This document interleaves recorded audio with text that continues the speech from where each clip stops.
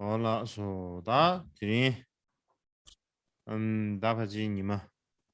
Dimmer de chegare. Cesar de India. Hoje é o sétimo dia dos ensinamentos.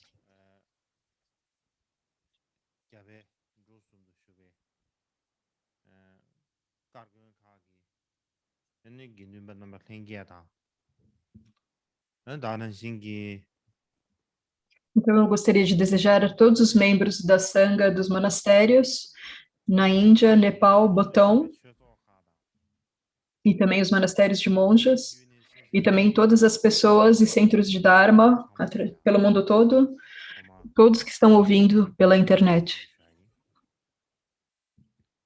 Eu gostaria de oferecer um Tashidele.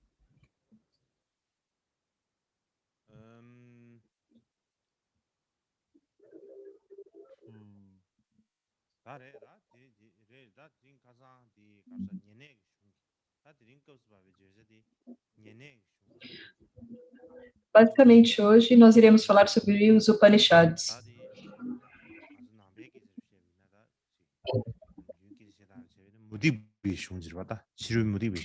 E para falar sobre eles a partir da perspectiva budista, nós chamamos eles de textos de um texto extremista.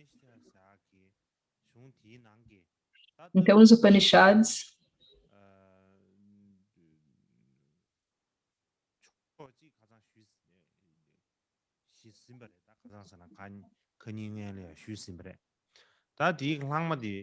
então, um outro dia eu falei sobre uma parte da filosofia nos Upanishads. Então, hoje eu irei abordar o restante a respeito desse tópico.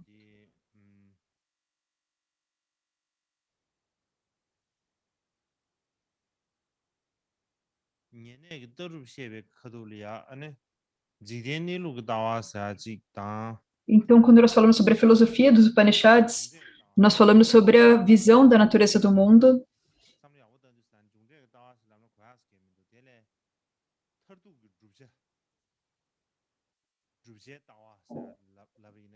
E também falamos sobre a visão de causa e efeito kármico. Eu falei sobre isso outro dia, mas hoje seria melhor falar qual que é o objetivo final da prática.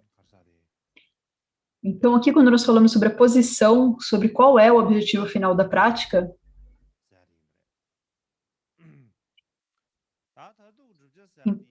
então agora falando realmente apenas sobre o objetivo final. Para falar sobre isso,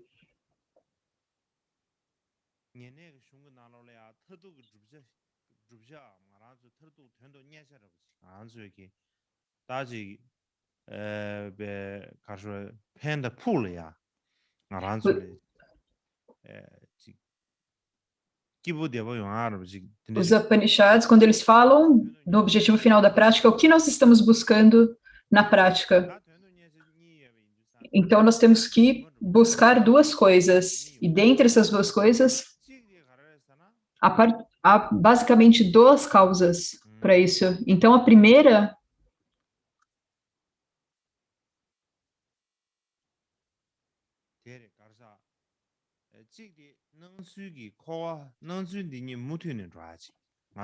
seria isso aqui.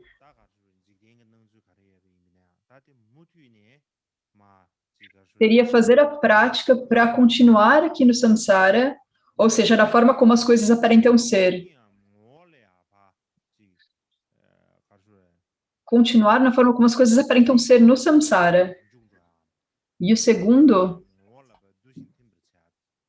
seria como se dissolver na essência, ou no dharmata, na essência dessa natureza. Então, o primeiro é o que nós chamamos de samsara. E o segundo, o que é chamado de liberação. Então, essas duas coisas como final. No final, nós vamos ou para o samsara ou para a liberação. Mas nos Upanishads, quando eles distinguem, quando há distinção entre samsara e a liberação, é principalmente divisão entre consciência lúcida e ignorância. A consciência lúcida é a liberação, e a ignorância é o samsara. Então, quando nós falamos a diferença entre ignorância e consciência lúcida, isso é se nós estamos realmente vendo ou não a natureza do Dharmata, ou a essência dessa natureza. Então, por essa razão, que consciência lúcida é o período, o momento em que você percebe como as coisas realmente são. Isso é chamado liberação. E ignorância é o momento ou a fase iludida. Isso é chamado samsara.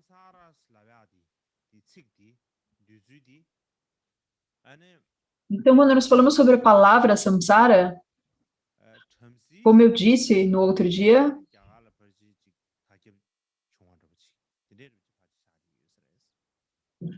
isso se espalhou, difundiu amplamente e se tornou uma palavra muito comum na época que os brahmanas apareceram.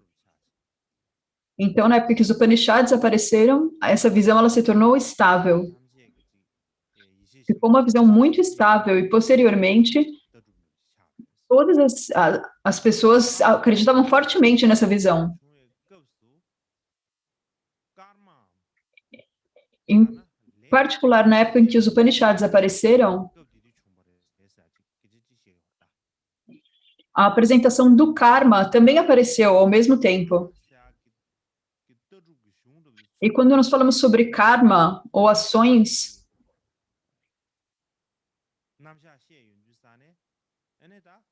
quando nós falamos sobre o estabelecimento dos textos a respeito de karma ou ações, nós estamos falando a respeito de samsara, a apresentação do samsara. E a apresentação do karma é muito importante, muito benéfica para a apresentação do samsara. Então, o estabelecimento do karma é um aspecto muito importante, uma base para entender samsara. E a razão é porque quando nós falamos de samsara, a razão para voltar ao samsara é karma. Então, há uma grande conexão entre karma e samsara. Mas, nesse momento, quando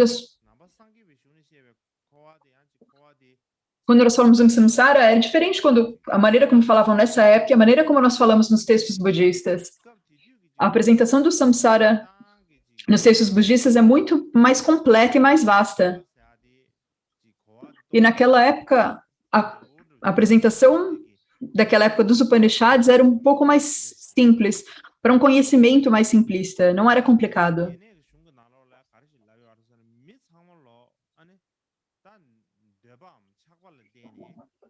Então, o que é dito nos Upanishads é que devido ao desejo ou apego, ou os apegos das pessoas, é por essa razão que elas renascem em samsara. E por causa da consciência e da emoção, isso move as nossas motivações. E por mover as nossas motivações de fala e mente,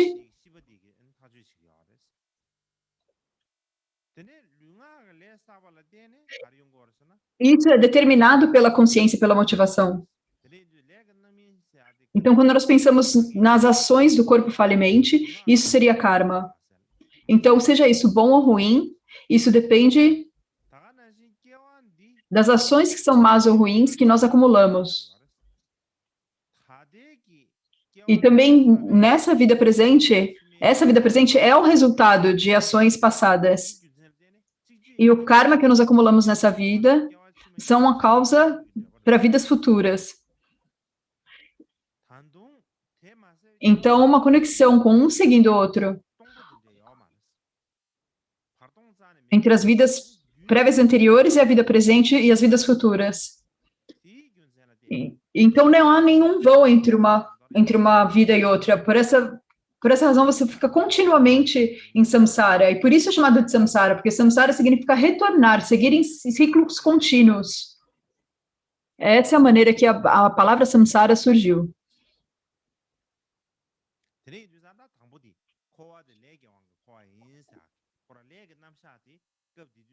Então, primeiro nós falamos sobre ficar em ciclos no samsara. E que a apresentação sobre karma também surgiu nessa mesma época. E que isso teve uma influência em como descrever, em como nós estamos em círculos no samsara.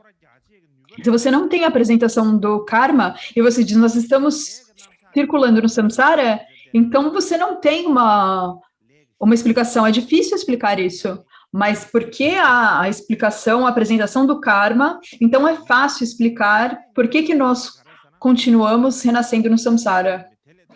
E o segundo ponto é dizer que o samsara é natureza por sofrimento e que nós precisamos nos liberar disso.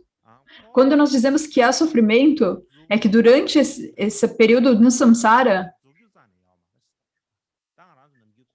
há sofrimento interminável, não há fim para o sofrimento. Nós dizemos o sofrimento do oceano do samsara, porque não há fim do sofrimento do samsara. Então, por essa razão, o samsara é algo do qual nós precisamos nos liberar. É algo que nós devemos eliminar. Então, o samsara é o oceano do sofrimento.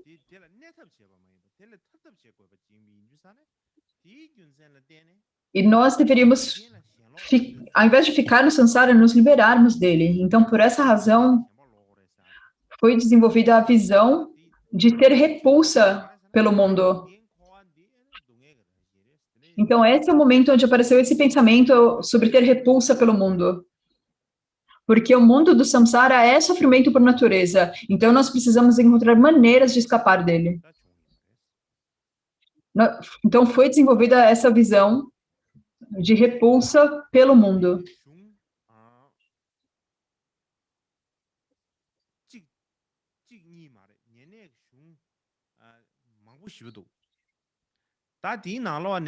Então, há muitos Upanishads diferentes, não apenas um ou dois, são muitos. E dentre eles,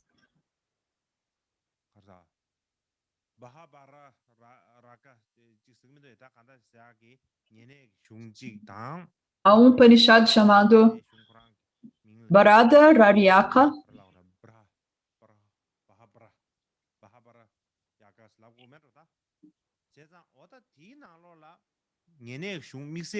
então, dentre os Upanishads, esse Upanishad Bharada Raryaka Upanishad,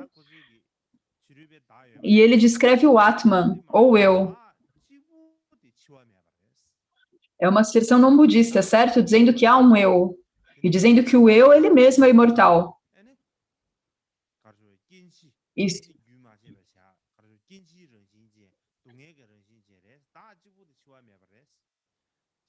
E se todas as outras coisas estão surgindo e perecendo, são sofrimento em si mesmo, mas só o eu é imortal, então na época dos Upanishads, da época que os Upanishads apareceram, essa visão pela repulsa do mundo gradualmente se espalhou amplamente.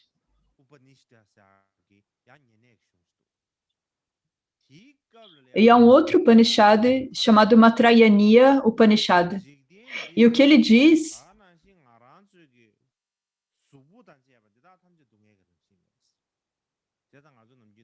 é que esse mundo e o nosso corpo, eles são completamente sofrimento por natureza.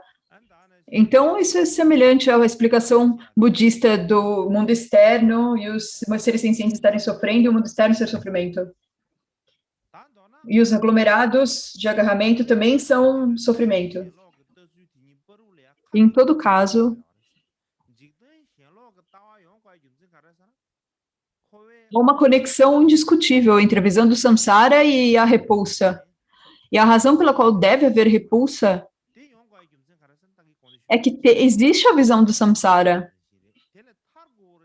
E a razão que leva a essa conclusão é que o samsara, ele é sofrimento por natureza. Então, nós precisamos nos liberar dele, do samsara. E nós precisamos ver que o samsara não é verdadeiro, não é apropriado. Então, por isso é algo que nós precisamos sentir repulsa. Nós precisamos abandoná-lo. Então, por essa razão, há esse vínculo indissolúvel entre a visão do samsara e a visão da repulsa. Mas, por haver tantas razões e evidências, se nós ou se alguém precisar atravessar o oceano do sofrimento, Existe um método, e qual é esse? Isso é descansar em equilíbrio na natureza última. Então, essa seria a causa da obtenção da felicidade, e isso é a liberação final. E, além disso, não haveria outro método para que você pudesse escolher. E depois eu gostaria de falar sobre em seguida, eu gostaria de falar sobre as asserções sobre a liberação. Então, nos Upanishads, quando se pergunta qual é o objetivo final da liberação,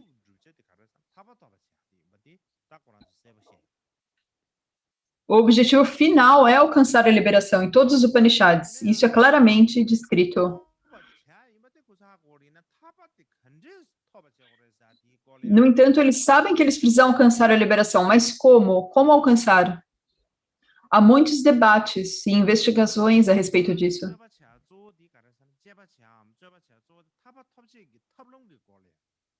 Então, seu principal área de debate seria sobre os métodos para alcançar a liberação. Eles tinham diferentes asserções a respeito disso.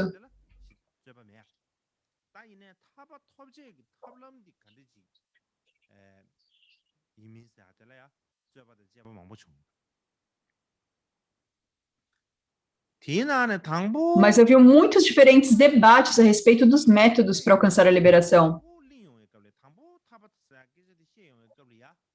Então, quando a questão de liberação ela surgiu inicialmente, o que as pessoas pensavam primeiro é que não tinha muito sentido alcançar a liberação. É como uma visão muito fácil e sem sentido, porque a compreensão que eles tinham de liberação naquela época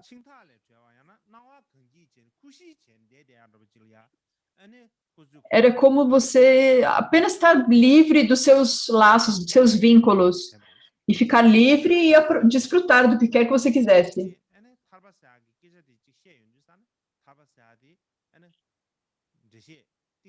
Mas quando nós olhamos para a liberação a partir de uma perspectiva diferente, na verdade é uma compreensão mais profunda a respeito disso.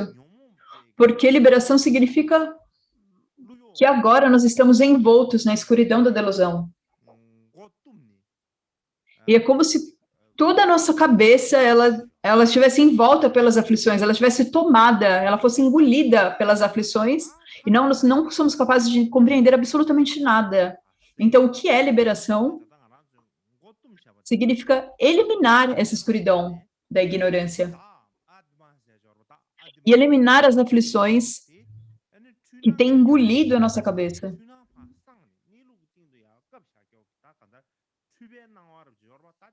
E assim nos liberando da prisão das aparências confusas. Para então nos estabelecermos, descansarmos no Atman. E repousarmos no equilíbrio da verdadeira natureza. Assim sendo capazes de descansarmos num só sabor da natureza. Da verdadeira natureza. Então, assim, nos Upanishads, é muito claro que o objetivo último da liberação não é para ir para uma terra, para um lugar onde você nunca esteve antes.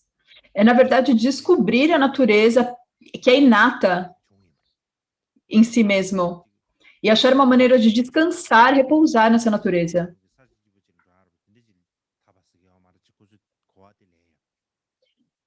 Então, liberação para eles não quer dizer ir para uma terra maravilhosa. Não é assim que eles compreendiam. Mas para conseguir alcançar essa liberação,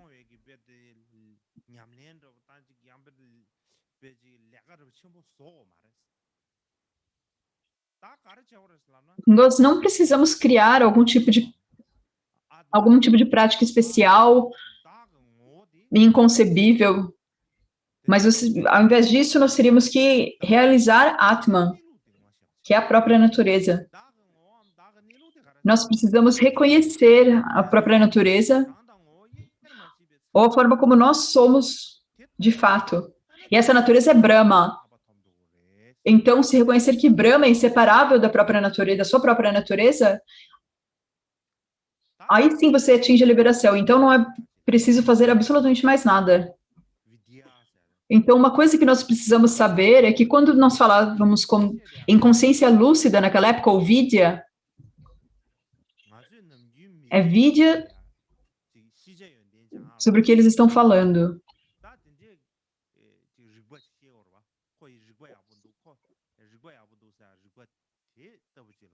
Às vezes nós falamos sobre consciência e tibetanos falam sobre como um sinônimo para inteligência.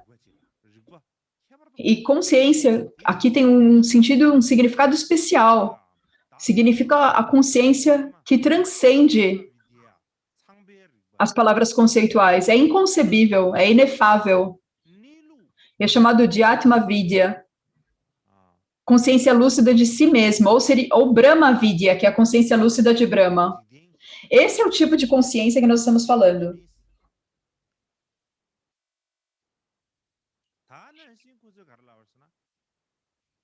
Não é algo que tenha relação com aprendizado, com entender, com saber as coisas, com estar ciente. E naquela época não, eles realizavam rituais de oferendas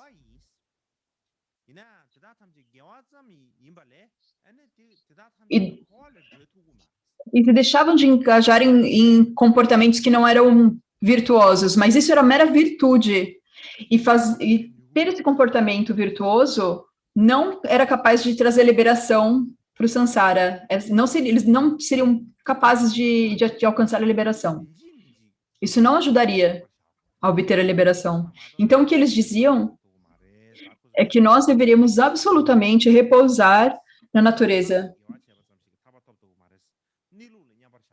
e praticar virtude de corpo falimente não ajuda a alcançar a liberação. Realmente teria preciso descansar na própria natureza.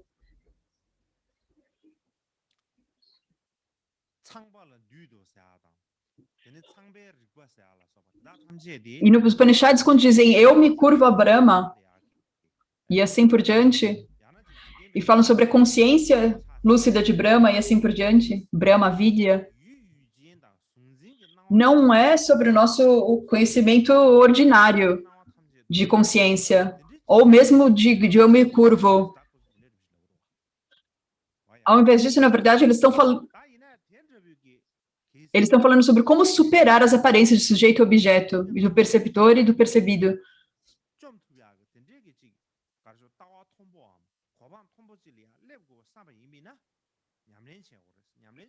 Mas se nós quisermos alcançar esse nível de visão, essa visão dualista de percebidor e de percebido, nós temos que treinar a nossa mente e o nosso corpo. Então, nós precisamos fazer um tipo de treino, de prática, tanto para o nosso corpo quanto para a nossa mente. É isso que é ensinado no Upanishads. E os Upanishads, eles dizem que nós não devemos desprezar o comportamento mundano de uma pessoa íntegra, o comportamento virtuoso que realiza oferendas e assim por diante. E por isso, os Upanishads, eles falam de muitas ações virtuosas que nós precisamos nos engajar. Por exemplo, algo chamado tapas, que significa basicamente austeridade, ou práticas ascéticas. Também há o dana, generosidade. E também arjava, que é ser direto e sincero, e ahimsa, não violência. E também, adicionalmente, sobre falar verdadeiramente e assim por diante. Então, seriam 5 yogas, 5 comportamentos do yoga. E isso é dito que é muito importante para alcançar a liberação. E mais tarde, os Upanishads adicionaram a prática de Nyasa.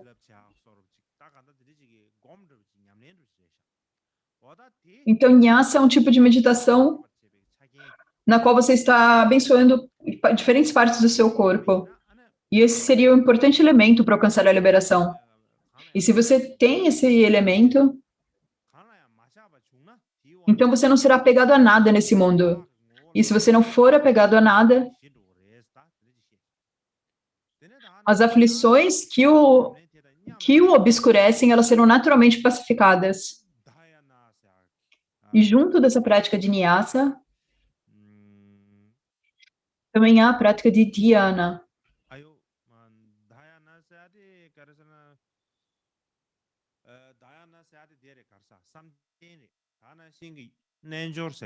Dhyana significa meditação na concentração, do yoga.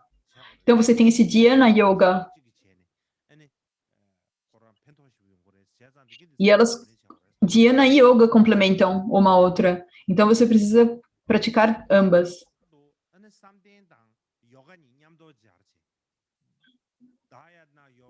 E, particularmente, eles combinam a combinação de Dhyana e Yoga juntos, onde é chamado de Dhyana Yoga.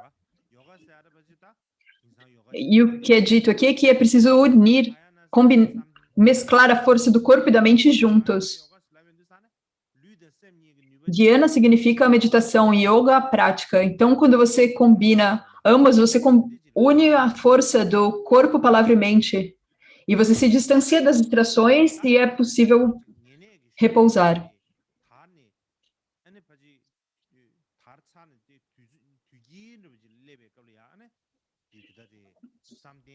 Isso provavelmente foi no meio do período no qual os Upanishads apareceram. E naquela época, eles começaram um grande interesse nessa prática de Dhyana.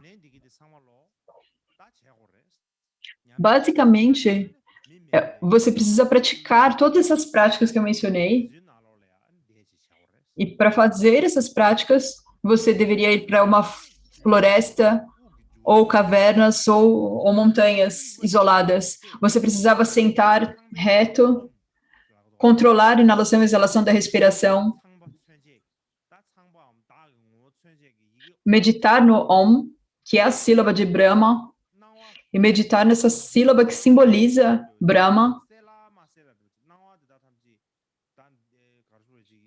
Então, todas as aparências, elas se tornam indistintas. Todas as aparências grosseiras, elas se tornam indistintas, se dissolvem e você pode repousar nisso. Você se aproxima mais e mais do Brahma, ou do eu, do Atman. E enquanto você vai nesses estágios da prática, então, eventualmente, o que acontece é que as aflições e as máculas, elas se tornam cada vez mais finas, mais tênues. Então, a vidya, ou a consciência lúcida, ela se abre. E todas as ações, ou karma, acumulado em vidas anteriores e assim por diante, eles são gradualmente purificados. E também todos os resultados, eles amadurecem, que amadureceriam em vidas futuras também seriam extintos. E o que acontece é que, no final, a ignorância seria completamente erradicada. E, devido a isso, você alcançaria o estado de liberação. É isso que eles ensinam. Então, isso é basicamente a prática na época dos Upanishads. E quando nós falamos sobre Upanishads, há muitos textos diferentes. Há muitos textos diferentes chamados Upanishads. Mas dentre os antigos, provavelmente há uma dúzia ou por aí. Então, todos esses Upanishads, eles são basicamente textos que examinam a filosofia dos Vedas. E eles são todos textos filosóficos, então.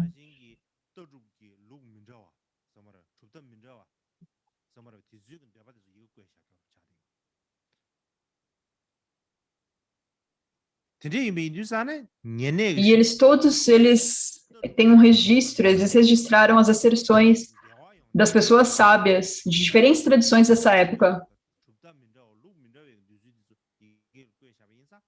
Então, por isso, há muitas filosofias diferentes e contraditórias, porque houve um registro dos diferentes estudiosos. Então, o que acontece é que algumas vezes elas são conflitantes ou contraditórias entre si.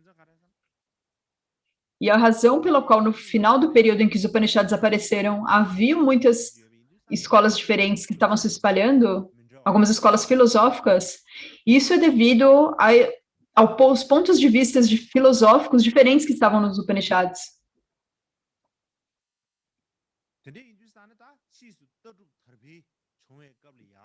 Então, mais tarde, durante a era da filosofia,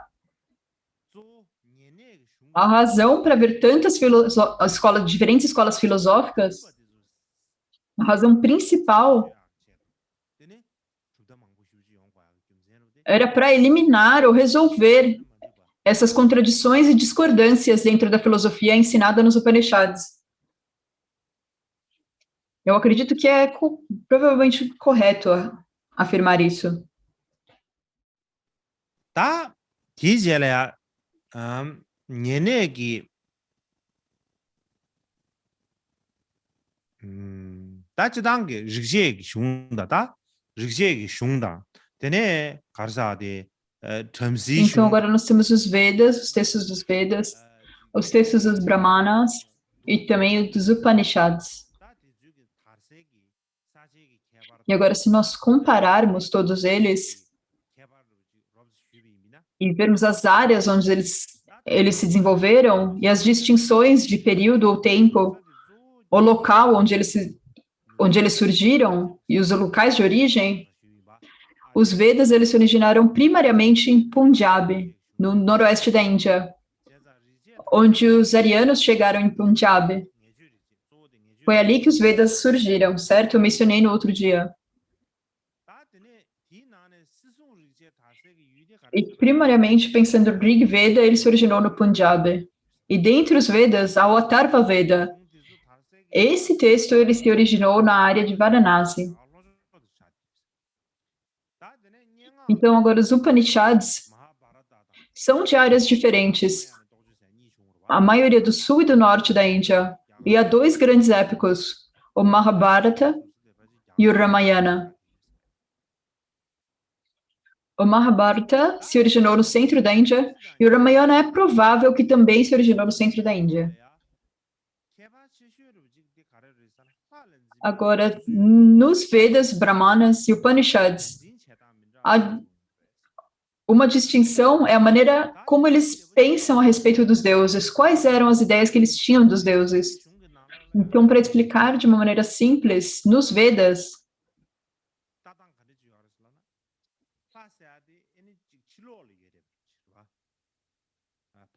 os deuses, eles são vistos como algo externo. Se você olhar para fora e você ver algo externo a si mesmo, isso tem uma forma, eles têm uma forma, eles são físicos. Então você faz oferendas para esses deuses físicos e externos.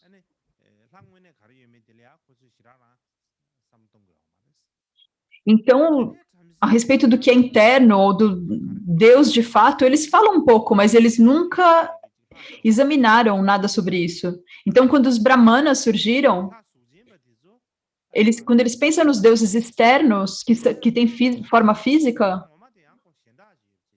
e que são algo que nós usamos, eles existem, mas os deuses, de fato, eles são algo diferente. São os deuses que, de fato, nós fazemos oferendas. E na época em que os Upanishads apareceram, os deuses externos, eles não são considerados realmente deuses. Então, na verdade, eles desprezam os deuses externos. E eles começam a pensar no Deus interno, Brahma. E isso seria o que você precisa fazer oferenda. Era preciso fazer oferenda no Deus interno, que é a maneira como as coisas realmente são. Então, há uma diferença na maneira como os deuses são identificados.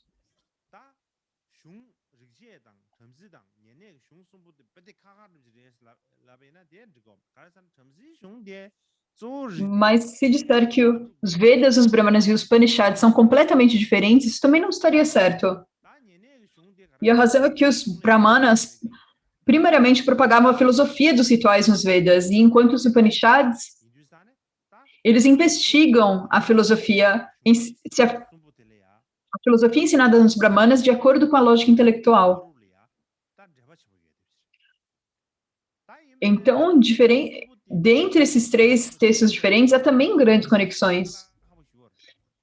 Mas se nós pensarmos quando eles pensaram de forma cronológica, é muito difícil falar quando. Algumas vezes, no final de um Veda, há uma palavra do Upanishad.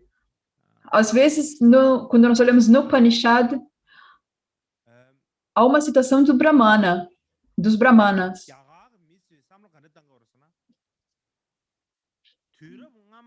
Então, a maneira como os indianos pensavam era que o que apareceu numa era anterior, como eu posso dizer isso? Algo que aconteceu numa era anterior não precisa necessariamente ser anterior a algo que apareceu posteriormente. É assim que os indianos pensavam. Então, alguns dos cânticos dos Vedas, eles apareceram na era dos Brahmanas. Os Vedas foram anteriores, mas eles apareceram apenas nas épocas dos Brahmanas. E alguns dos textos Brahmanas apareceram no período dos Upanishads.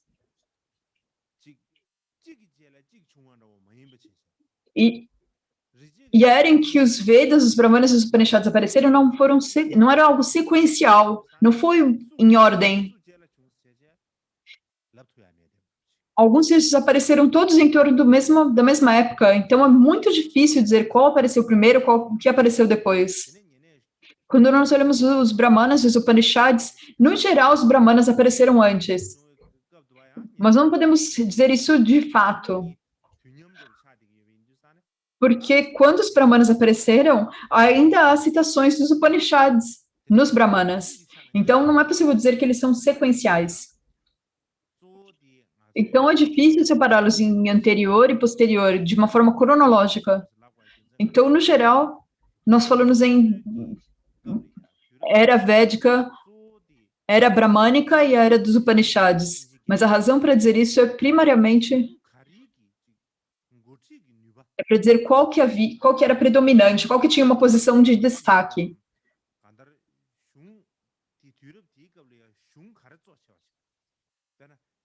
Então, qual seria o tipo de literatura que tinha uma importância primária? Por exemplo, durante o período védico, o texto primário era os Vedas. Durante o período bramânico, o mais importante eram os Brahmanas. Depois, no período final, eram os Upanishads. E em cada um desses períodos, é preciso olhar o que era mais importante e qual tinha a posição de destaque. Do contrário, é muito difícil explicar em uma ordem cronológica.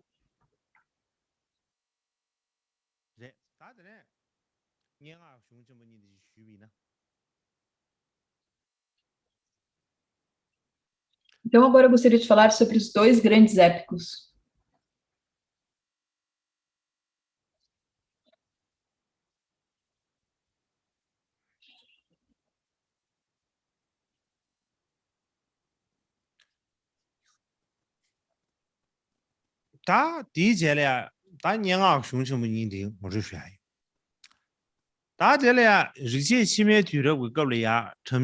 Agora eu vou dar uma introdução aos dois grandes épicos. Durante o período védico final,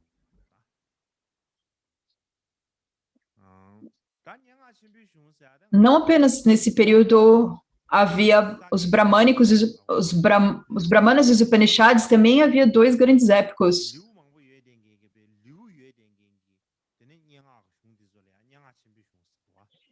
E esses são textos com muitos capítulos diferentes, chamados de grandes épicos.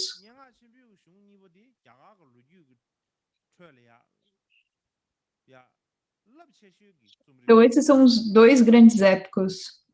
São as obras literárias mais influentes da história literária da Índia. Então, para explicar em termos literários, na verdade, eles estão entre as joias mais valiosas do mundo em termos de literatura. E em termos de pesquisa histórica, eles são dois textos muito importantes e indispensáveis. Então, esses textos, um é o Mahabharata e o outro é o Ramayana. Então, muitas pessoas pensam que o Mahabharata... as pessoas conhecem um pouco do Mahabharata. Eu acredito que a maioria de vocês conhece um pouco. porque na Índia, no Nepal, o Mahabharata e o Ramayana são ambos muito bem conhecidos.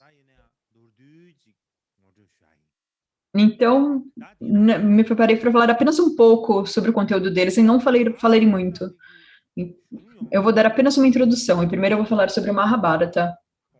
O Mahabharata inteiro, ele tem 74.000 estrofes.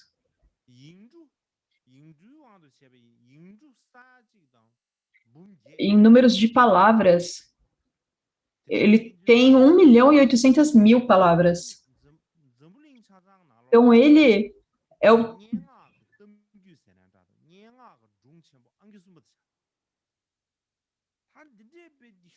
Esse é o terceiro épico mais longo na literatura mundial.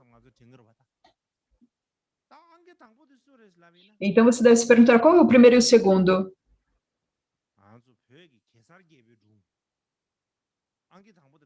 O primeiro qual que é? É o nosso épico tibetano, do Lingesar. Esse é o primeiro, é o mais longo do mundo. Não há nenhum mais longo que esse. Esse é o poema épico mais longo do mundo. São os épicos do Lingesar. Mas eu não falarei muito sobre o Lingesar. E o segundo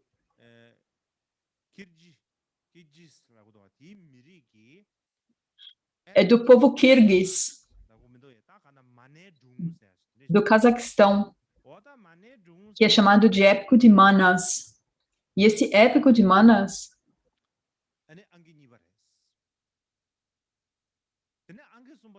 é o segundo, então, o segundo mais longo. E o terceiro mais longo é o Mahabharata.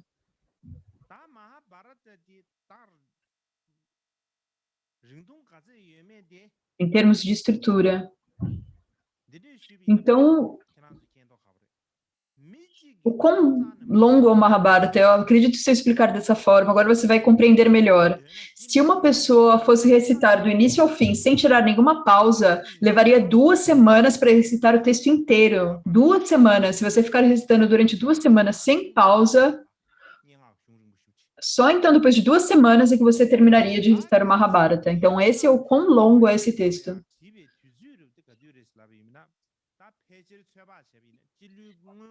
E na época, quando esse texto ele foi registrado por escrito, provavelmente isso foi no século III antes da Era Comum, até o século V da Era Comum. Então, no século III, II e I antes da Era Comum, então, 1, 2, 3, 4 e 5 da Era Comum.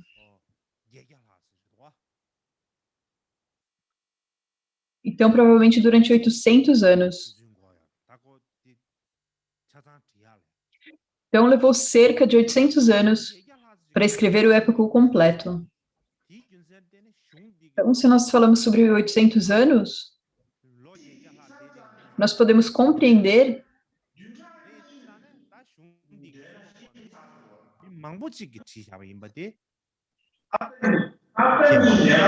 que foram vários autores, ao invés de apenas um autor.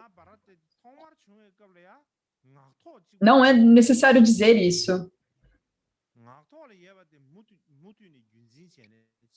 E quando o Mahabharata surgiu, ele era recitado apenas oralmente e foi preservado em uma transmissão oral. E somente mais tarde ele foi registrado por escrito. E o que dizem na Índia também é que o primeiro autor desse texto foi um sábio chamado Vyasa. Outro nome traduzido seria nascido na terra escura, Vyasa. E esse sábio Vyasa, ele escreveu.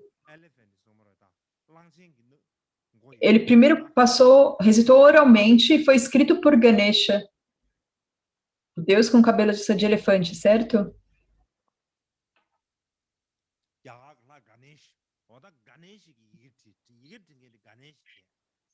Então, o deus indiano Ganesha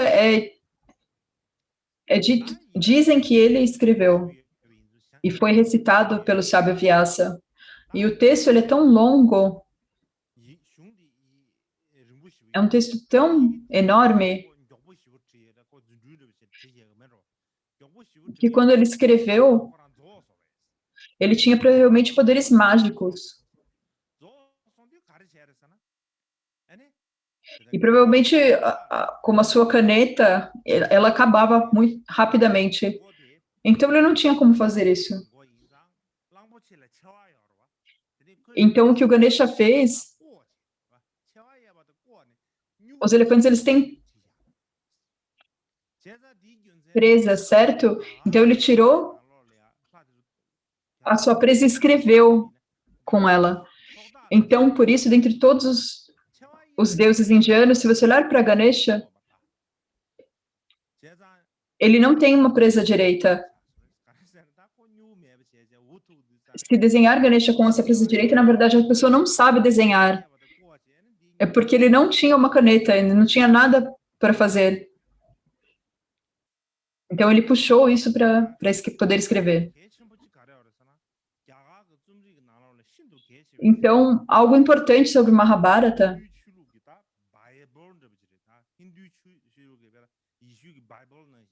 é que há um texto extremamente significativo, que é como a Bíblia cristã, que é o Bhagavad Gita. E esse texto, ele está no Mahabharata. Então, ele é uma parte do texto Mahabharata.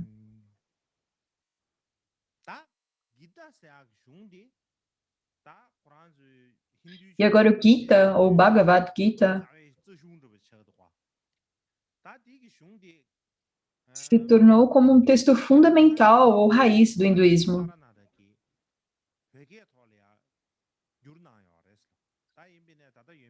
E o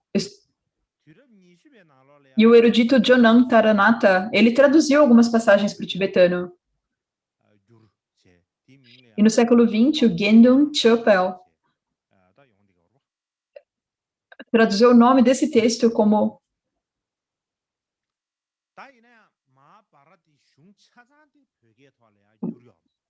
Kompel Lekden Nakpolu.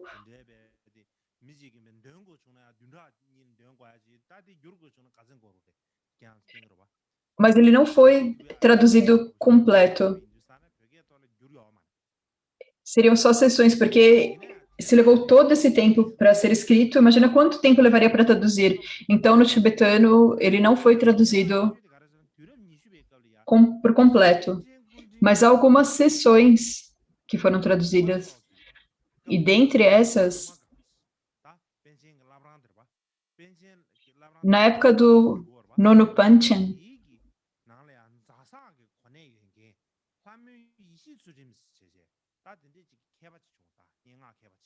alguém de Dzasa, chamado Ramo Yeshe Sutrin, que era um erudito, e ele traduziu a história dos 5 filhos de Pandu. E esse é um texto muito conhecido. E essa história ela foi extraída do Mahabharata. Essa provavelmente é o trabalho literário tibetano mais conhecido que está relacionado ao Mahabharata. E também uma outra coisa que é falada no Mahabharata é que depois dos 5 Pandavas terem vencido a guerra,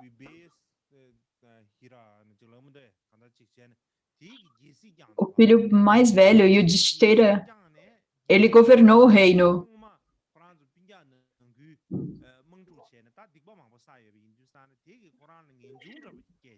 Mas no passado houve uma guerra com parentes.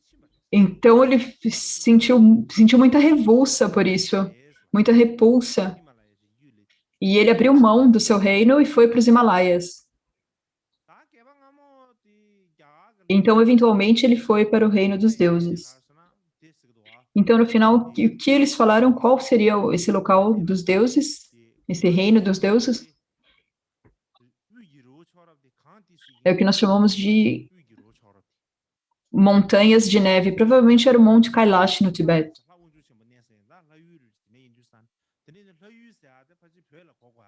Então, esse seria o lugar onde os deuses viviam. Então, quando eles falam de terra dos deuses, Provavelmente eles se referiam ao Tibete, é o que alguns estudiosos dizem. E da mesma forma, alguns estudiosos tibetanos dizem que Nyautre Tsempo, o primeiro rei do Tibete, ele foi Yudhishthira. E a razão pela qual eles pensam isso é que esse primeiro rei, Nyautre Tsempo, é difícil dizer isso com certeza, mas dizem que foi assim. E agora eu vou falar rapidamente sobre o Ramayana. Esse é o grande outro épico, o Ramayana.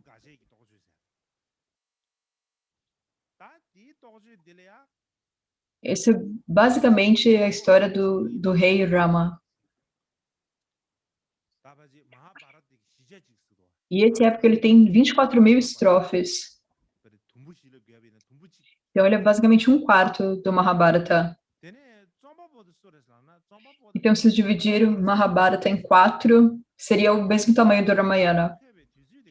E foi escrito, o autor seria Maharishi Valmiki.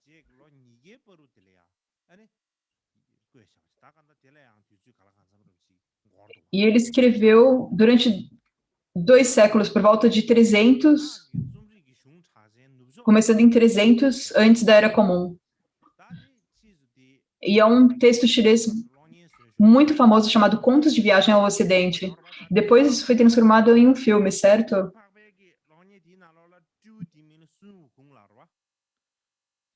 E há um personagem chamado Nobre Macaco, Sun Wukong. Então, Sun Wukong, se nós traduzirmos, provavelmente é o macaco que realizou a vacuidade. E a origem dele, ele se originou no Hanuman. Hanuman é a base para esse personagem.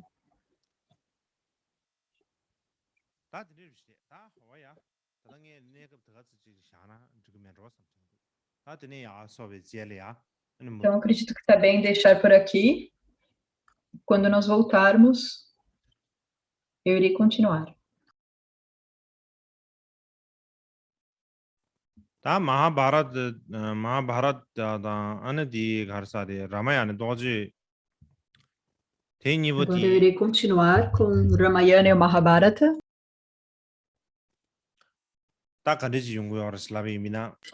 Se quisermos comparar o Ramayana e o Mahabharata um com o outro,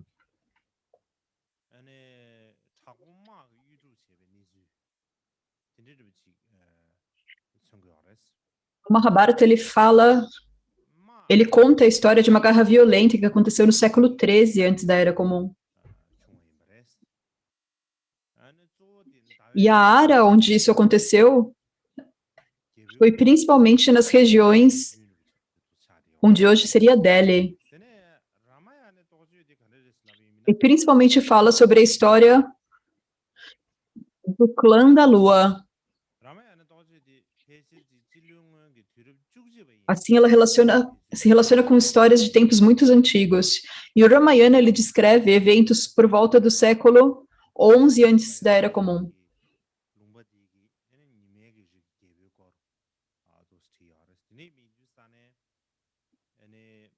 Ele primariamente fala sobre a dinastia ou o clã do Sol, da terra de Ayodhya.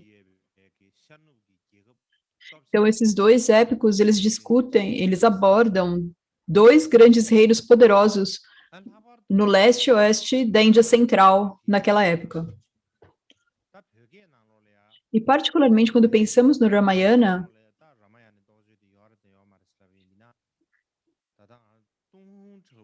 se você se pergunta se há uma tradução do Ramayana no tibetano,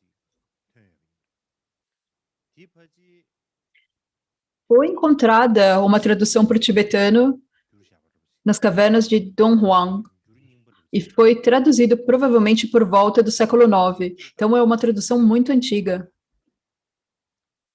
E da mesma forma, no século XV, havia um aluno de Tsongkhapa, chamado Shangshung Chowadrapa,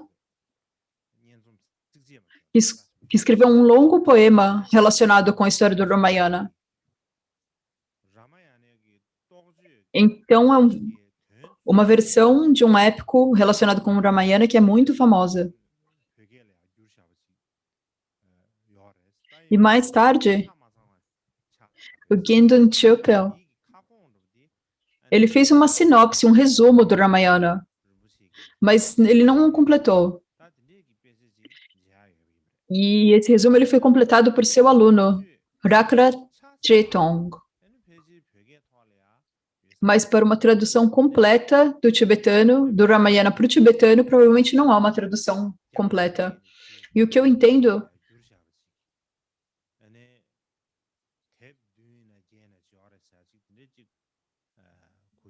é que alguém no Tibete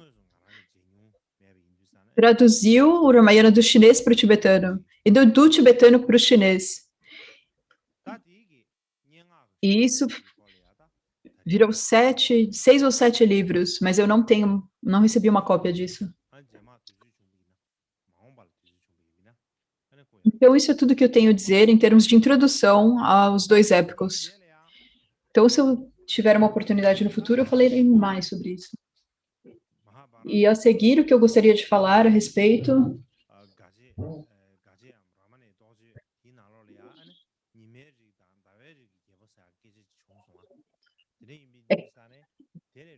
é que nos épicos há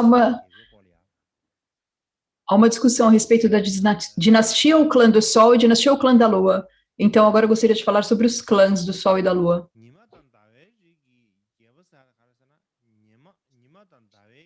Agora, essas dinastias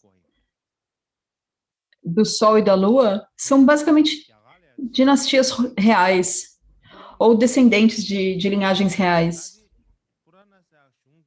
E na Índia, há os textos chamados Puranas,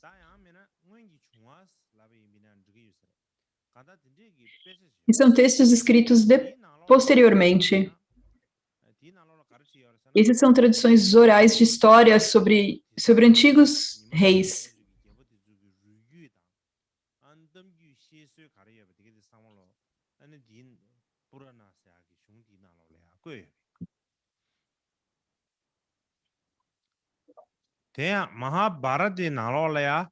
E são todas as tradições orais que foram escritas, registradas por escrito, e eles são chamados de Puranas. E no Mahabharata há 2 filhos, o Dhritarashtra e Pandu.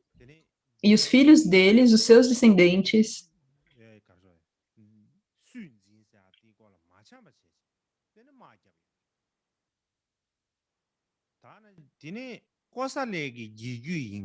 é uma disputa de quem deveria governar o reino.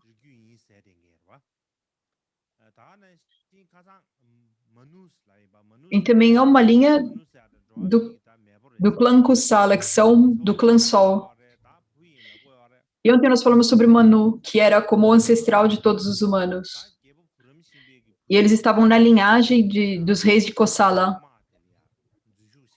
E havia um rei chamado Ikshvaku, e o Ramayana fala sobre a guerra com seus descendentes. E nos Puranas, essas histórias dos tempos antigos, conta-se que quando os Bharatas e os Panchalas, eles travaram uma guerra, havia 93 membros da dinastia Saurya, do clã do Sol, e no clã da Lua haviam 45 na linha real.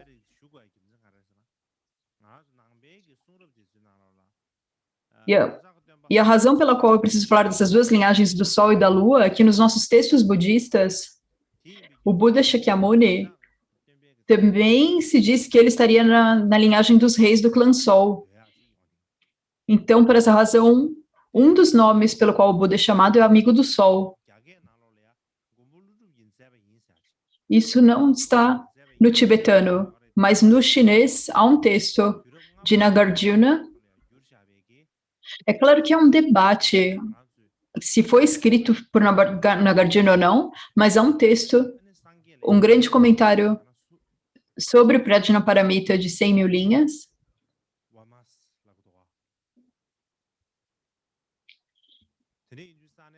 e há um texto onde é dito que o Buda é amigo do Sol, do clã do Sol,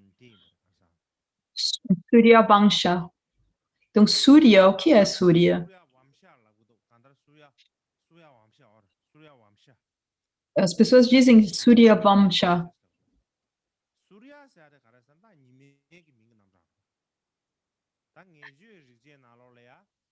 Surya Vansha é o nome do amigo do Sol. E no Rig Veda, o nome do Deus do Sol é Surya.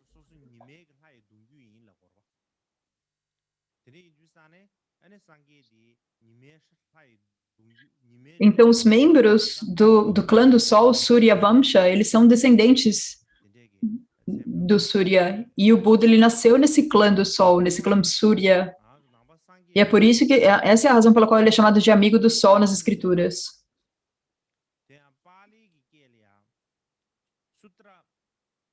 E há algo a respeito disso em alguns textos antigos. No Pali, há um texto chamado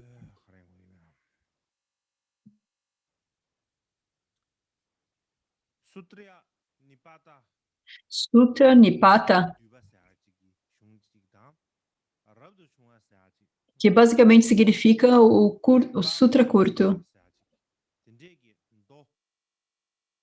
E também há o Pabhajja Sutta, o sutra de ir adiante. Então, há esses dois sutras.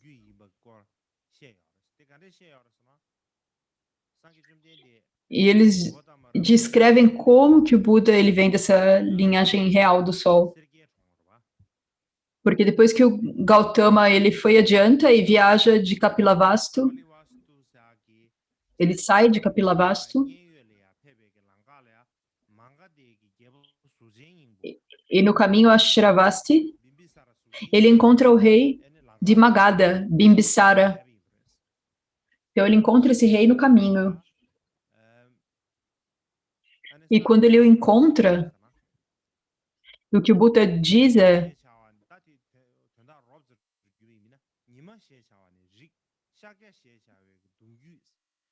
basicamente ele diz, a minha ascendência é o Sol e o meu clã é o Shakya.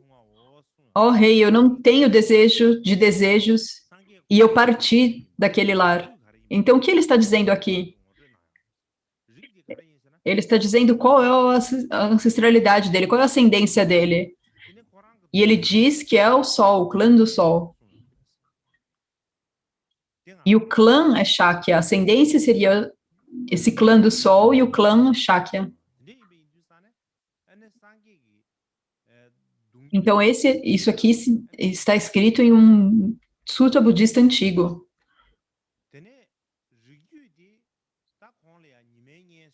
E o nome familiar é Shakya, mas a ancestralidade, como ele se chama de amigo do Sol, ele está incluído no clã do Sol.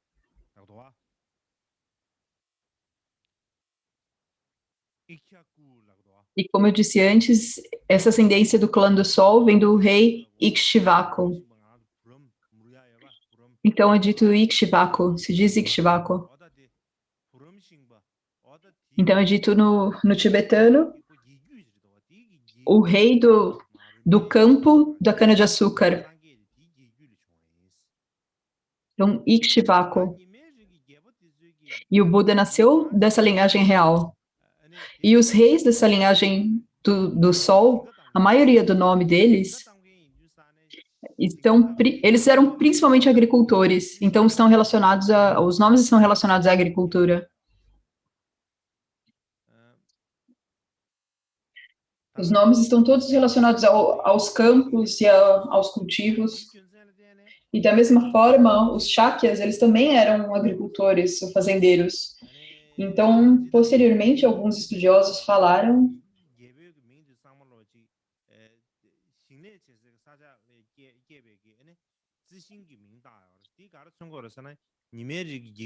que todos os nomes do clã do Sol estavam relacionados com agricultura e campos,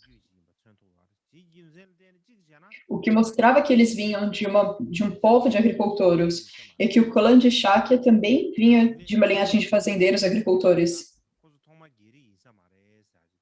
Mas provavelmente eles não eram da classe Kshatriya, da casta Kshatriya. Provavelmente eles eram fazendeiros mesmo. E o clã Shakya era um pouco diferente, porque eles não tinham grandes reinos, mas sim reinos menores. E a sociedade deles, na verdade, veneravam deuses. E os arianos não veneravam tantos deuses assim. E agora, os nativos indianos, antes dos arianos chegarem, eles adoravam, veneravam deuses. E da mesma forma, os Shakyas, eles eram adoradores do sol.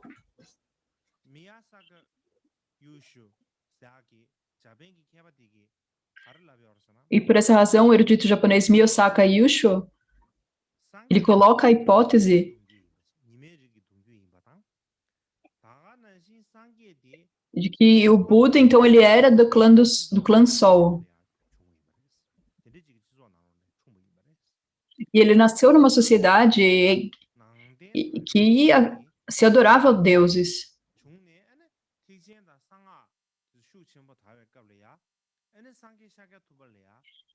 E depois, quando o Mahayana e o mantra secreto eles se espalharam,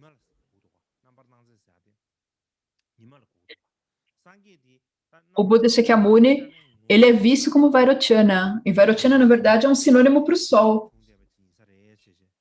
E a razão pela qual ele foi chamado de Vairocana, ou sol, provavelmente é por essa razão. Então, no Mahayana, e particularmente no mantra secreto, o Buda é chamado de Vairocana. Se diz que ele é a essência de Vairocana ou tem a forma de Vairocana. E a razão principal para isso é por fazer parte do clã do Sol.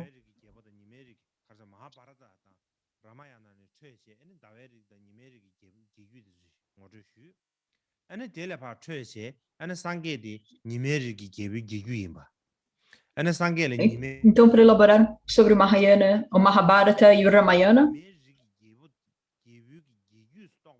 eu falei sobre os clãs do Sol e da Lua e as linhagens reais e como que o Buda era membro do clã do Sol e que essa era a razão pela qual o Buda era chamado de amigo do Sol. Então, é por isso que eu dei essa introdução.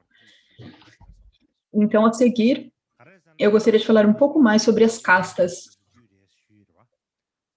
E a razão para isso é que antes de falar de castas ou clãs, o Buda estando no clã do Sol ou casta do Sol, então, se eu vou falar sobre castas na Índia, seria bom dar uma introdução sobre as castas ou os clãs na Índia Antiga. Então, é aceito, no geral, que o Buda é do clã do Sol. Ele não estava na Kshatriya, na casta Kshatriya. Mas se nós olharmos para as castas da Índia, eu falei sobre as castas da Índia rapidamente, mas achei que era melhor falar um pouco mais em detalhes.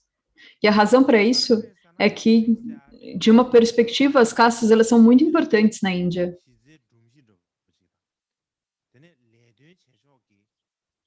E a razão para isso é que as castas elas permeiam a estrutura básica da sociedade humana e a base das ocupações profissionais. Tudo isso é definido com base nas castas. Então, por essa razão, se nós não compreendermos as castas, então é difícil para nós compreendermos a situação na sociedade da Índia. Então, se nós olharmos de um outro ângulo e pudermos entender o tema, o tópico das castas, ou qual é a situação do sistema de castas, os costumes e a estrutura social, então nós podemos compreender por que os ensinamentos budistas tiveram tanta influência e foi muito influente e se difundiu amplamente. Então, para compreendermos isso, nós precisamos entender as castas.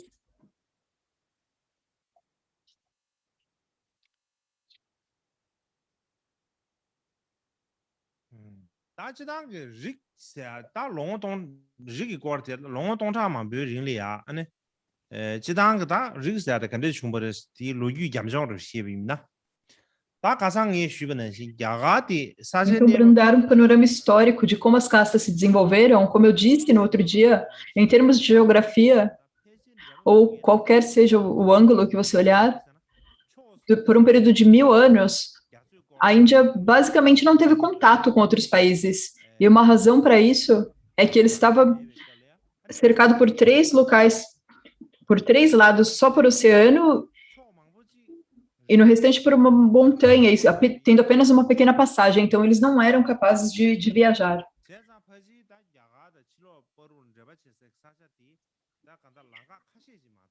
Então, nesse outro lado, era cercado de montanhas que eram difíceis de ultrapassar.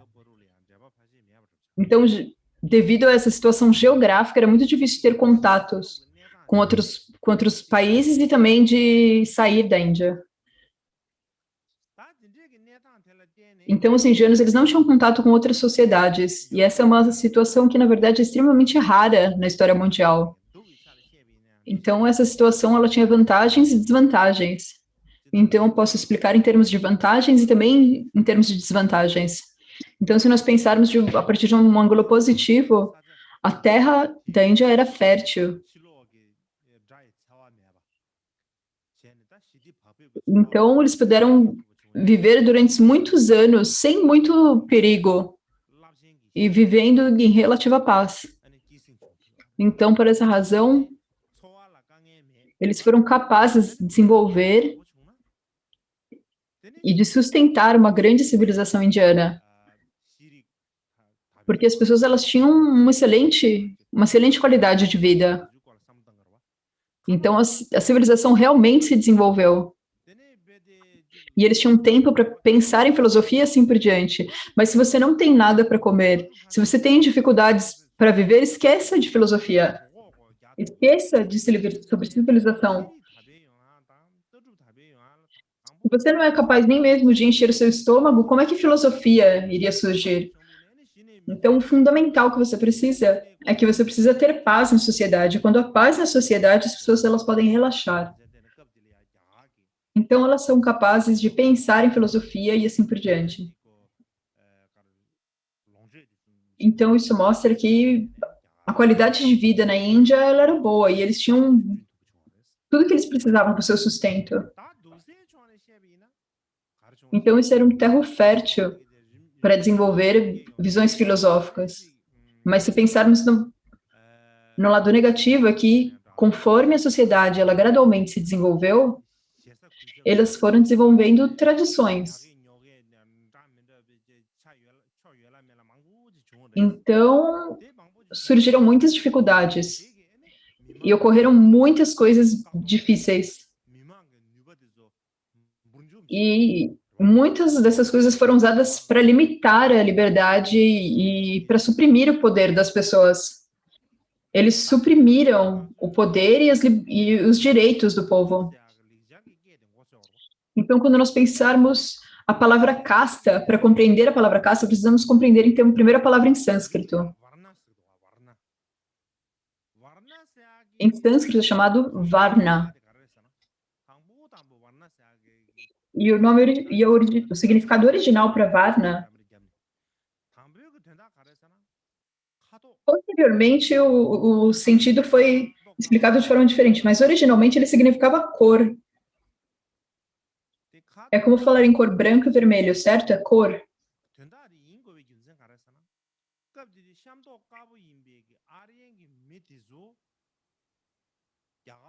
E naquela época, os arianos de pele clara, eles foram para a Índia e encontraram os nativos de pele escura da Índia.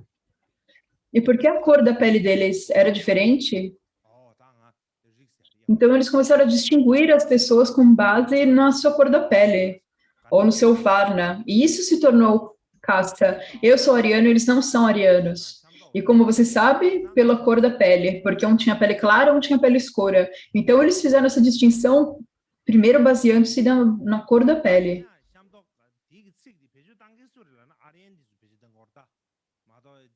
Então, quem usava essa palavra? Os povos arianos usavam. Os nativos não falavam isso, não falavam eu sou de cor de escura, de cor de pele escura. Apenas os povos de pele clara falavam isso. E eram os vitoriosos, as pessoas de pele clara eram vitoriosas, esses povos, então começaram a chamar os povos de pele escura de povos de pele escura. Então, para simplificar, a palavra casta ou varna, logo no início, foi usado como uma forma de distinguir os povos arianos dos não arianos. Então, posteriormente, há muitas outras explicações, mas que não tinha muito sentido naquela época. Mas, posteriormente, alguns acadêmicos do século XXI, quando se fala nessa distinção a respeito da cor, eles diziam que não era, na verdade, uma divisão que era a respeito de cor de pele escura ou de clara. Na verdade, era uma divisão do mundo em dois, entre o mundo claro e o mundo escuro, fazendo uma diferenciação da cor do mundo. Então, os povos arianos, eles eram do mundo claro, e os povos nativos, eles eram do mundo escuro.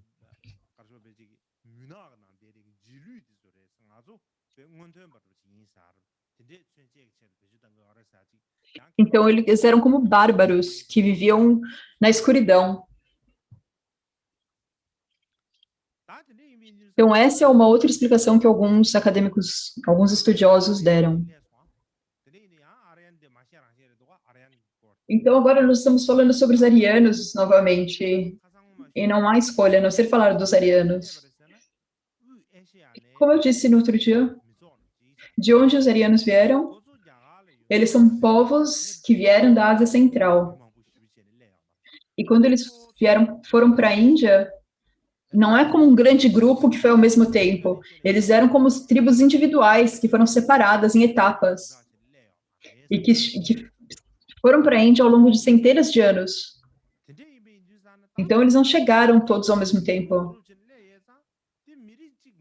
E por essa razão, quando cada uma dessas tribos arianas chegaram, eles não eram um único grupo étnico. Eles tinham muitos diferentes grupos étnicos. E nos dias de hoje, nós tibetanos nós chamamos de os ocidentais como estrangeiros. Mas, na verdade, são muitos povos diferentes, são europeus ou americanos, ou africanos, e assim por diante. E nós chamamos todos eles de estrangeiros porque eles vêm de fora. Eles vêm de fora, então são estrangeiros.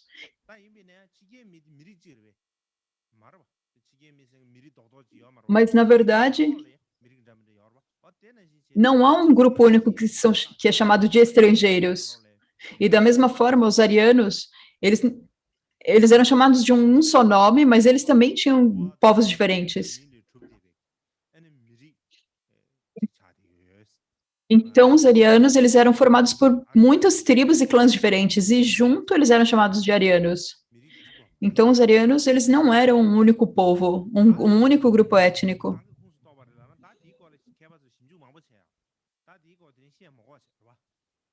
Então, se agora nós pensarmos qual seria esse grupo, os estudiosos, eles têm muito a falar sobre isso, mas nós não vamos falar sobre esses. Mas quando nós falamos em casta na Índia, nós estamos falando sobre o grupo étnico. Na verdade, isso é muito diferente quando nós falamos sobre grupo étnico e sobre casta. Isso é muito diferente, nós precisamos compreender isso. É preciso não entender isso de forma errada.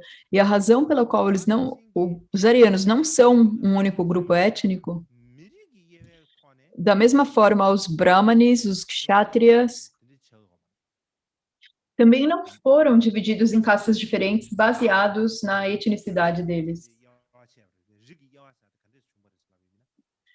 Então, como eles foram divididos em castas? Como foi feita essa distinção? Como explicado no outro dia, durante o período védico final, os povos arianos, todos se dividiram, todos eles tinham diferentes ocupações. Então, se baseando nessas diferentes ocupações, as 3 castas se desenvolveram.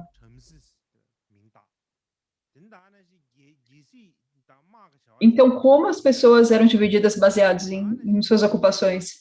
Então, aqueles que faziam sacrifícios e rituais eram brahmanes, os reis e soldados kshatriyas. Então, os comerciantes e produtores eram vaishyas.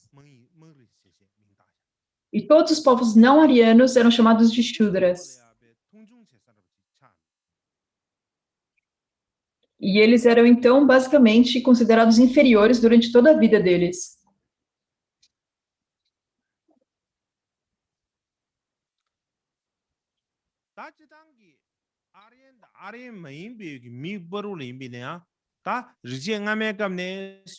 Então, no geral, nós falamos como na época em que os Vedas surgiram, haviam conflitos entre os arianos e os povos nativos da Índia. Eles estavam em constante conflito.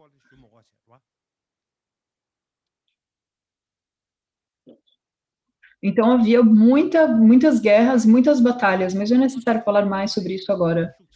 Mas no final, o que aconteceu é que os povos arianos eles se tornaram muito fortes na Índia. E gradualmente a distinção de castas se começou. E quando o sistema de castas se desenvolveu primeiramente, o nome das castas, Brahmin, Kshatriya e Vaishya,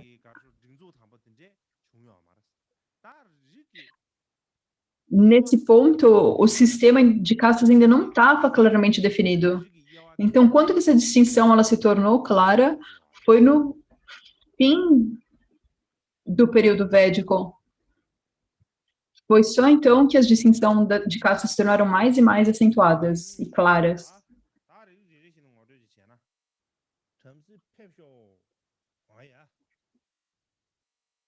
Então, apenas para dar uma introdução, os brahmanes, eles vêm primeiros. Então, o primeiro seriam as castas dos brahmanes. Então, o que são os brahmanes? A casta dos brahmanes. O que é essa casta? Então, eles eram os sacerdotes, aqueles que faziam os rituais. E por eles serem aqueles que faziam os rituais, primeiro não havia ninguém especial para fazer os rituais, todo mundo fazia, mas posteriormente as pessoas que faziam os rituais eram os sacerdotes. E esses sacerdotes, eles ensinavam seus filhos a fazerem os rituais, que ensinavam os filhos, então era uma linhagem passada de pai para filho. E assim se formou a casta dos brahmanes. E no final do período védico, então no período védico final, primeiro os rituais eles eram muito fáceis e eles foram se tornando muito mais elaborados e complicados. E particularmente no período védico final, surgiram alguns reinos muito poderosos. O que aconteceu é que os reis se tornaram muito ricos. Então, se tornou necessário realizar rituais muito elaborados. E não apenas rituais elaborados. Eles faziam continuamente esses rituais. Então, por exemplo, faria um ritual que durava um mês, depois outro rei faria mais um ritual que durava um mês. Então, eles estavam sempre fazendo esses rituais elaborados. Então, eles precisavam ter pessoas fazendo esses rituais elaborados. E a razão pela qual eles precisavam de ter pessoas específicas é porque era tudo muito complexo e elaborado. E as pessoas para fazer isso eram os sacerdotes, eram os brahmanes. Então, por essa razão, gradualmente, eles se tornaram muito importantes.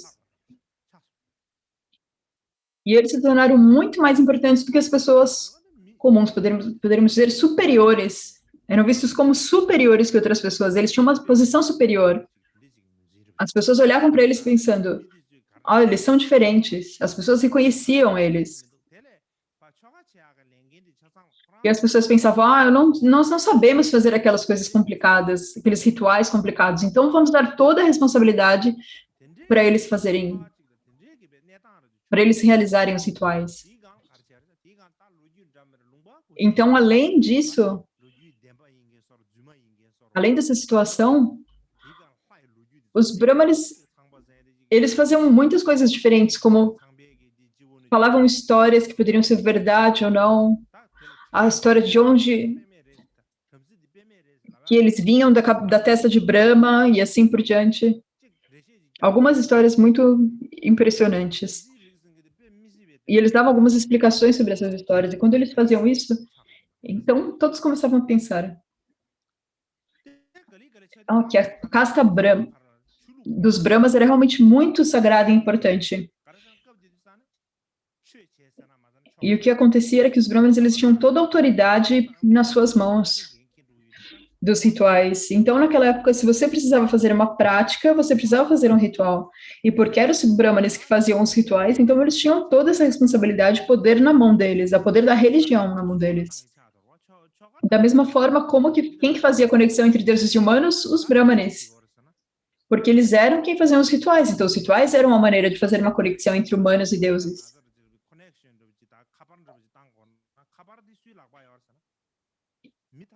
Então, a conexão entre humanos e deuses, ninguém mais tinha além dos Brahmanes.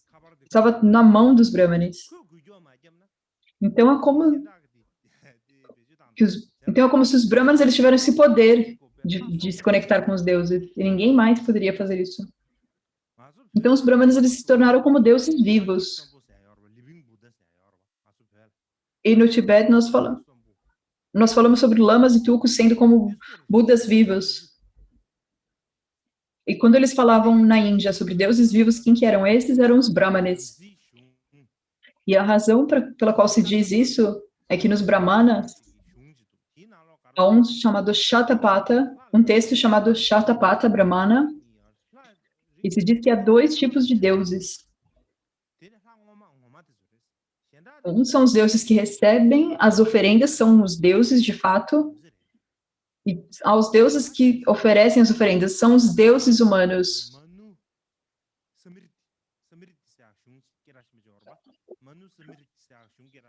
E também há um texto chamado Marasamriti, que é muito conhecido, e o que se diz nesse texto é que, quer sejam eles educados ou não, os Brahmanes, eles são grandes deuses. Então, mesmo que os Brahmanes tenham educação ou não, eles são grandes deuses. Então, você não pode criticá-los por eles não terem educação, porque eles são considerados como grandes deuses. Então, eles consideram mesmo os Brahmanes como grandes deuses.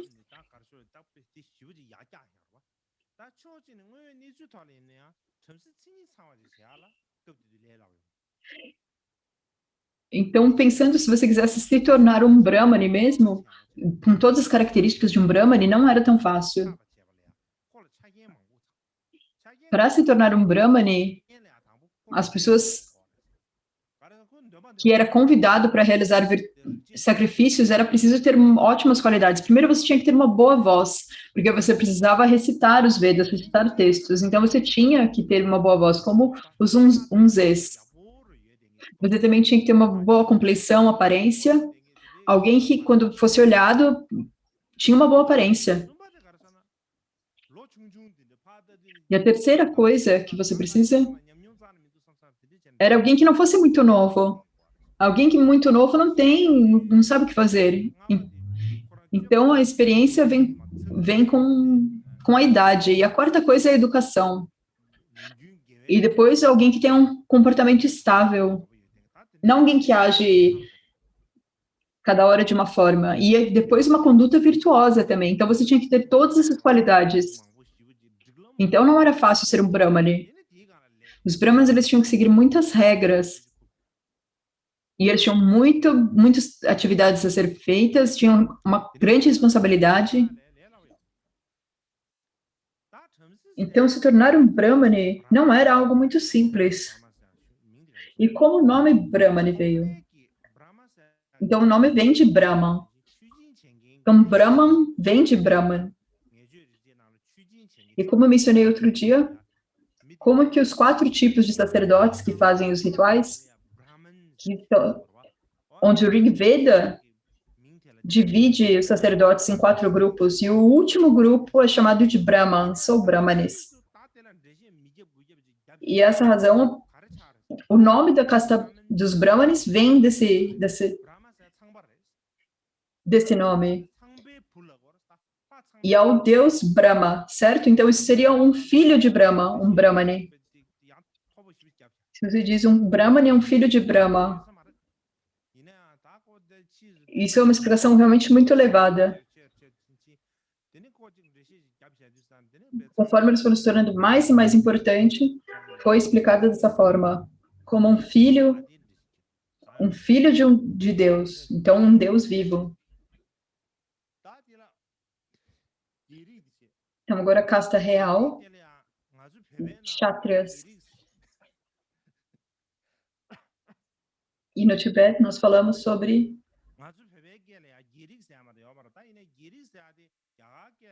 a casta real, mas na verdade no sânscrito eles falam Kshatriya. Eles falam a casta Kshatriya. Agora, Kshatriya não significa apenas os reis. Também inclui os ministros, os soldados e assim por diante. Então, basicamente, os reis, ministros e militares e soldados.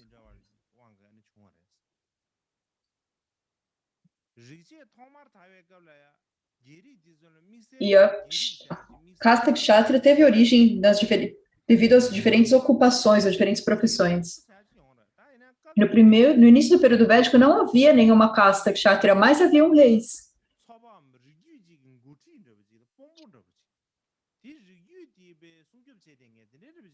Então, o rei era como um líder, um chefe de uma tribo ou clã específico. Não era como um rei muito poderoso, que foi o que aconteceu mais tarde. Mas mais tarde, conforme os arianos eles foram se mudando do Punjab para o sul, e a sua população aumentou muito, e a área que eles ocupavam também aumentou. Assim, o poder dos líderes, do rei, também aumentou muito. Porque eles tinham mais pessoas para tomar conta. Então, comparado com o povo comum, eles tinham um status, um posto mais elevado. Então, esse foi o início da casta Kshatriya. Então, a palavra Kshatriya, ela significa poder. Ela é derivada da palavra Kshatra, que significa poder. Portanto, significava alguém com poder político. Primariamente porque essa casta era formada pelos reis e soldados. Então, eles que detêm o poder político e se engajam em atividades militares. Portanto, eles tinham muito poder.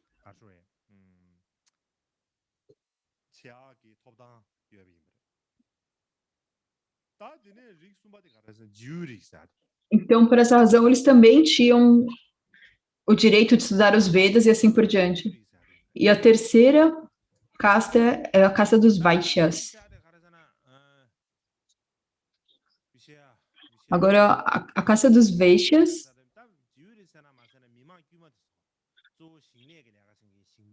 eles eram basicamente o povo comum, as pessoas comuns, agricultores, artesãos.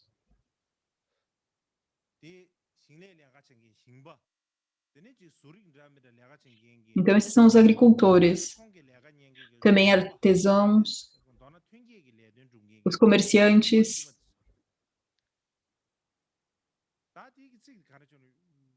Então, basicamente, as pessoas que faziam todos os ofícios de produção.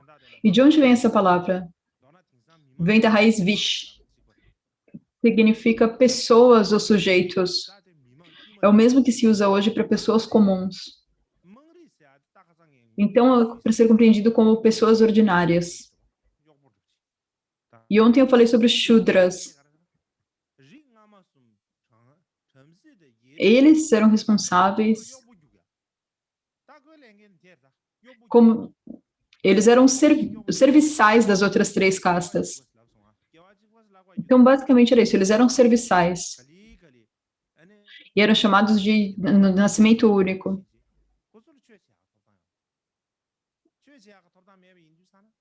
porque eles não tinham o direito de praticar nenhuma religião. E por essa razão eles eram chamados de nascimento único. Eles apenas tinham a oportunidade de ter um nascimento humano, um único nascimento humano. Então eles não tinham permissão de praticar a religião.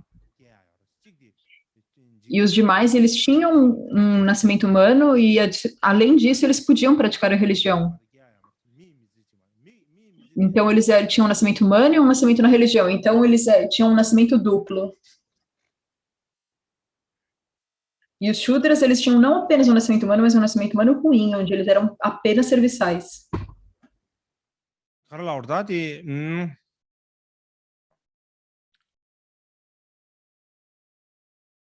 Rigi Yawa Chungdan de Xubi Minata, Rigi Yawa Chungdan de Cotabdeva Shivredo. Lega Gobsha Agora, se nós falarmos sobre como as distinções de castas surgiram, isso é muito simples. Pela divisão do trabalho, diferentes profissões, ocupações, então as castas elas surgiram a partir disso. Entretanto, alguns textos posteriores, eles falam da origem do sistema de castas de formas muito diferentes. Eles misturam isso com diversas lendas e mitos para explicar a maneira como o sistema de castas surgiu. E não se tornou claro, na verdade, como que surgiram essas distinções de castas. A origem real, ela foi coberta por tantas diversas lendas e mitos. Mas se olharmos para os textos antigos, a descrição é clara. Em alguns está claro e em alguns não. Por exemplo, há um texto chamado Vayurpurna. É uma das histórias orais. Então, muitos dos Purunas são histórias orais. Diz que no início não havia distinção de classe, mas mais tarde os Brahmanes, o Deus Brahma distinguiu as pessoas em duas castas. Então, há uma hipótese, assim, que no início não havia distinção de castas, mas as castas, elas surgiram depois. E também no Mahabharata e no Ramayana, da mesma forma, existe um mito que explica como as quatro castas surgiram das diferentes partes do corpo de Brahma. Da testa de Brahma, Kshatriya dos seus ombros e assim por diante. Essa é uma explicação, na verdade, através de uma analogia, para explicar a maneira como as castas surgiram. Então, nas discussões da distinção de castas, havia conflitos contínuos entre os Brahmas e os Kshatriyas, como eu mencionei no outro dia. Haviam 7 sábios, certo?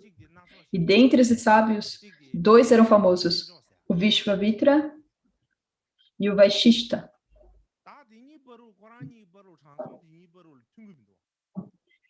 Então, entre esses 2 sábios havia muitos debates, muitas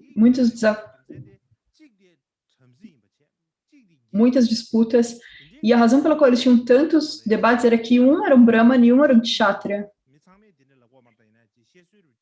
Essa é uma maneira de explicar. Nem todos dizem isso, mas algumas pessoas explicam dessa forma.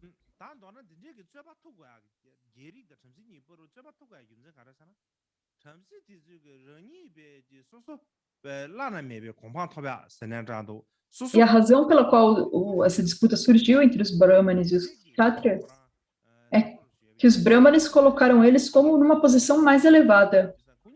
Era isso que eles pensavam. Mas os Kshatriyas tinham um grande poder, então eles estavam lutando pelo poder. Então, por essa razão, havia muitas disputas.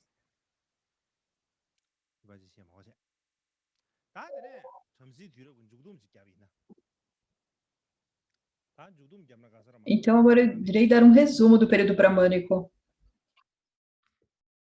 다 죽돔럽지 갸고도다 잠시 뒤로 빈 죽돔럽지 갸고도와 다 죽돔디 Então, 갸 agora eu irei falar sobre o resumo do período bramânico.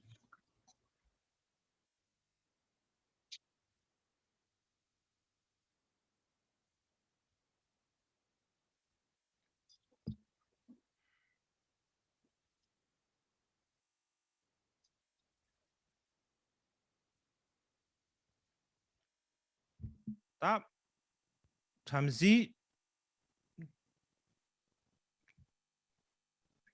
다 잠시 뒤로 세난다도 갑디 뒤산 다 간다 리제 치메 뒤로 되지 Então, se nós falarmos sobre o período bramânico, ou período védico final,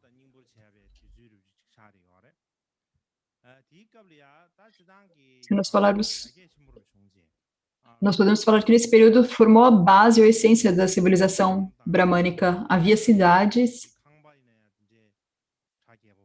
havia palácios reais, muitas casas elaboradas, e as pessoas tinham, no geral, bons sentimentos em relação aos reis. A agricultura melhorou, e as pessoas pagavam nessa época impostos aos reis. Também havia juízes e pessoas que trabalhavam para o governo.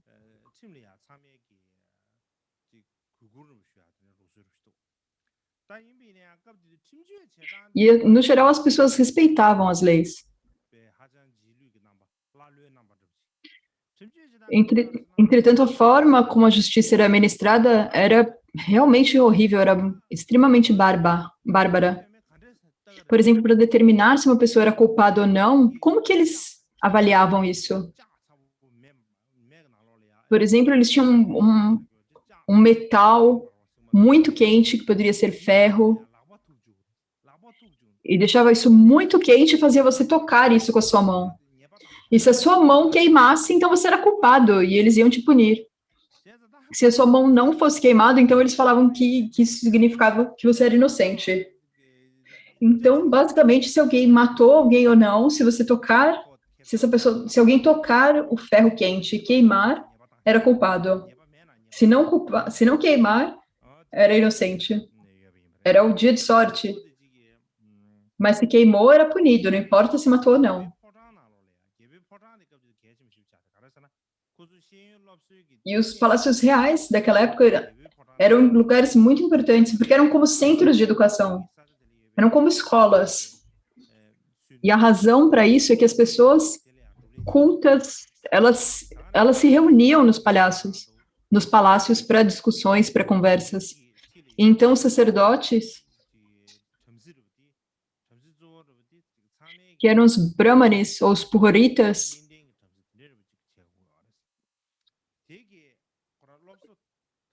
os quais o rei tinha muita fé, eles eram pessoas que tinham grande educação, muita educação. Então, eles faziam o que podiam para aumentar a educação das pessoas. E, às vezes, os reis, eles realizavam grandes reuniões e convidavam muitos estudiosos e faziam grandes conferências com os temas, por exemplo, sobre rituais, sobre consciência, por exemplo, como ir para outra vida, qual era a natureza dos deuses, qual era a natureza do mundo. E eles investigavam e debatiam a respeito desses tópicos. E isso não acontecia apenas nos palácios. Os sacerdotes que faziam sacrifícios, eles também tinham as suas próprias escolas individuais. E até mesmo sendo chefes de famílias, eles também forneciam educação. E também havia alguns estudiosos, alguns brahmanes, que iam para a floresta para viver em solitude.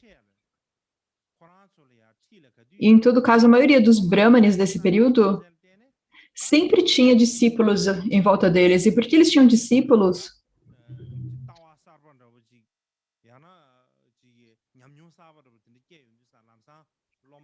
eles estavam inspirados, eles estavam sempre inspirados, e eles tinham inspirados a terem novas visões e novos ensinamentos para passar isso para os estudantes, para os alunos que escreviam tudo isso, para que mais tarde as pessoas pudessem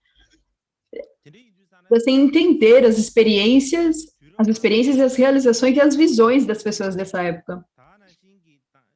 Então, em termos de comparação com o período anterior, o período bramânico, tinha muito mais educação. Em termos de famílias e de sociedade,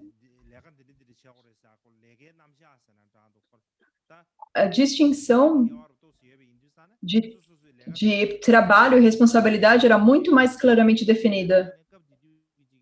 As pessoas sabiam claramente qual era o trabalho pelo qual elas eram responsáveis. E por essa razão, a civilização realmente melhorou. Era uma ótima situação. E da mesma forma, os Brahmas, Kshatriya ou Vaishyas, não importa se eles eram, de qual caste eles eram, se eles eram novos, velhos, todos eram permitidos de receber educação.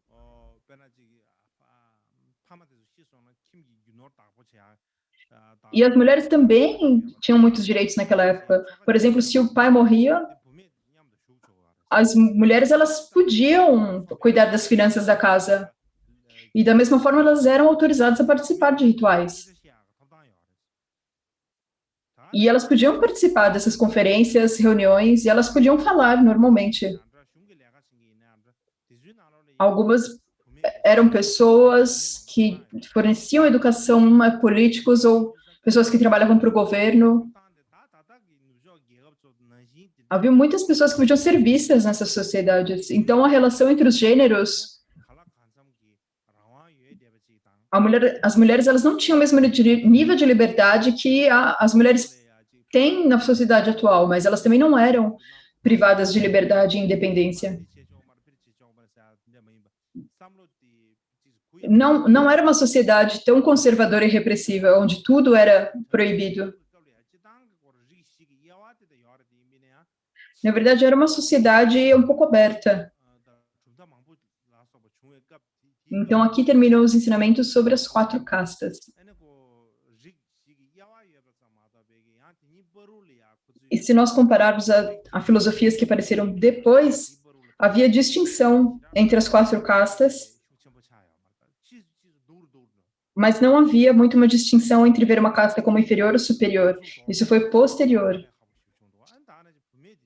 Isso foi se tornando cada vez mais cristalizado e complicado.